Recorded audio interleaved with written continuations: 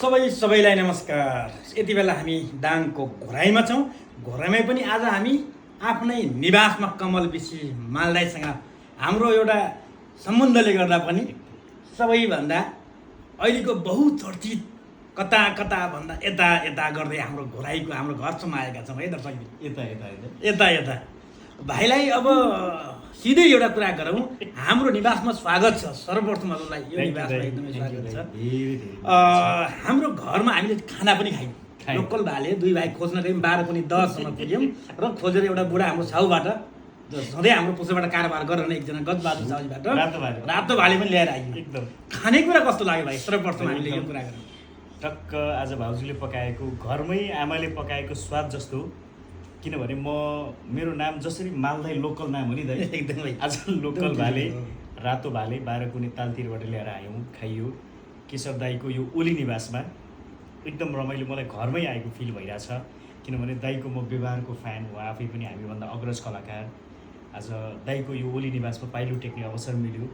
म काम विशेषले कार्यक्रमको लागि होइन, अरू नभन्नु, कार्यक्रमको लागि म दाङ घोराइमा छु। मलाई मनपर्ने ठाउँ र भाले पनि खाइयो। भाउजूले पकाएको मिठो स्वाद, न धेरै चिल्लो न धेरै पिरो, हजुर होइन, चट्ट मिठो लोकल कुखुरा। सुरुमा ग्रेभी खाइयो, छतमा बसेर यति रमाइलो मौसममा है, चिसो मौसममा।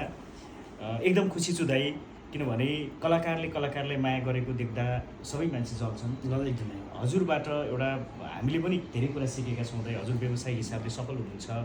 म एउटा गीत सङ्गीतमा लागेको गीत सङ्गीतको सानो विद्यार्थी हो। एकदमै टुकु हिँडिरहेको छु। अब सबैले बर्दियाको बाघ भन्नुहुन्छ, माया गरिदिनुहुन्छ। त्यही नै हो। आज दाइहरूको यो भनौँ न यो निवासमा, यो धरहरामा हजुर टेक्न पाइयो, धेरै खुसी छु। अब फेरि पनि अब भोलि बिहान चिया खाइएला भाउजूले पकाएको। अब एकदम मन के भएको छ कोही पक्कै पनि भाइलाई अब यो बढिदिएको वार्ता टिकटकदेखि लिएर सामाजिक सञ्जालमा युट्युबमा पनि त्यस्तै एकदमै व्यापक रूपमा सफलता हासिल गरेको छ। र बढिदिएको बाघपछि मालिरहेको जित के आउँदैछ होला भन्ने दर्शकलाई के चासोको विषय बन्न सक्छ भाइ? के छ अबको तयारी, केही कुराहरू? यस्तो छ दाइ, अब यही आउँदैछ, बर्दियाको हात्ती नै आउँदैछ भनेर भन्न मिल्दैन दाइ। के चोरी भइहाल्छ फेरि?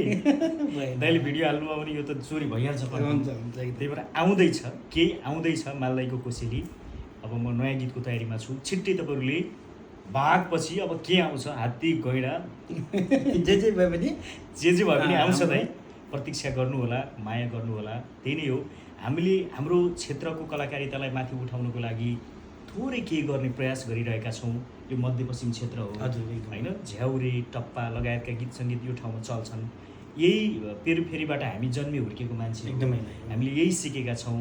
यो ठाउँलाई कसरी चिनाउने, दाङलाई कसरी चिनाउने, बाँकी बर्दियालाई कसरी चिनाउने गीत सङ्गीतको माध्यमले एकदमै होइन। आज यो ठाउँ नचिन्ने मान्छेले पनि हाम्रा गीतहरू सुनेर ए दाङ यता पर्दो रहेछ, बर्दियामा बाघ पाइँदो रहेछ भन्ने त भनौँ न, गीत सङ्गीतको प्रभाव पनि हो। हामी सधैँ आफ्नो गाउँठाउँको लागि लागिरहन्छौँ। हामी एउटा माध्यम हो, कला क्षेत्र भनेको त्यही नै हो। अरू त के नै भन्नु होइन।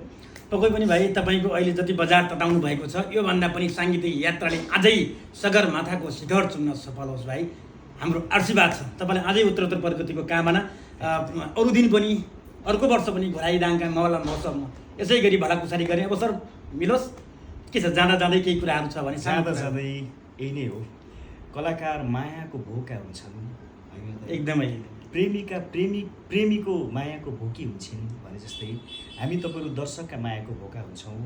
हामीले राम्रो सिर्जना गर्दा माया गरिदिनुहोस्, गीतहरू सुनिदिनुहोस्। युट्युबमा कमल विशी मालदाई सर्च गरेर एकदमै तपाईँहरूले हेरेका ती गीत हेर्नुभयो भने हामीलाई 2 पैसा आउँछ, हामीले अर्को गीत गर्न प्लस हुन्छ होइन। थोपा मिसिएर, त्यो कारणले गर्दा यही नै हो। धेरै माया छ सबैलाई। अब बर्दियाको बाघ हेर्नुहोस्, 50 लाख भ्युज पुग्दैछ। अब यसलाई 2-4 करोड भनौँ न, बिलियनै पुर्याउनु पर्छ एकदमै। त्यही नै अब सबै मिलेर यसलाई सेयर गरौँ, सब्सक्राइब गरौँ, टिकटकमा जोड्यौँ, टिकटक बनाएर दिनका दिन फरक किसिमले अपलोड गरौँ। बढिदिएको बाघलाई अझै योभन्दा पनि व्यापक बनाइदिनु होला। र दाङको बाघ हाम्रो केशर ओली दाई, मैले दाईसँग चिन्जान भइसके पछाडि युट्युबमा सर्च गरेर दाईका गीतहरू हेरेँ। किनभने दाई आफ्नो एउटा इच्छा र चाहना सँगसँगै वर्षौँदेखि गीत सङ्गीतमा लाग्नु भएको छ। उहाँ दाङको बाघ नै हो। मैले किनभने एउटा गीत सङ्गीतमा यति लगानी गर्नुभएको छ कि दाईले आउँछ आउँदैन त्यो थाहा छैन होइन दाई। आँखा चिम्लेर बालुवामा पानी खनाएसरी एउटा नेपाली गीत सङ्गीतको लागि देन दिनुभएको छ दाइले। यो पोजिटिभ हिसाबले बुझ्दा है, अरूले के हिसाबले बुझ्छन् मलाई थाहा भएन, किनभने गीत सङ्गीतमै हो नि त दाइले देन एकदमै चलेको कलाकारले मात्रै देन दिन्छ भन्ने हुँदै होइन। त्यो कारणले दाङको बाघ केशर दाईसँग पनि अब सहकार्य सम्भवतः दाई हामी छलफलमै छौँ। हाम्रो सहकार्य भयो भने छिट्टै तपाईँहरूले दाजुभाइको एउटा गीत सुन्न पाउनुहुनेछ। त्यही नै हो, दाङको बाघ र बर्दियाको बाघ सँगै पनि आउनेछौँ, प्रतीक्षा गर्नुहोला। धेरै माया धेरै सम्झना अब ओली निवासमा आज रमाइलो भइरहेको छ। सेल्फी खिचौँ। धेरै धेरै धन्यवाद।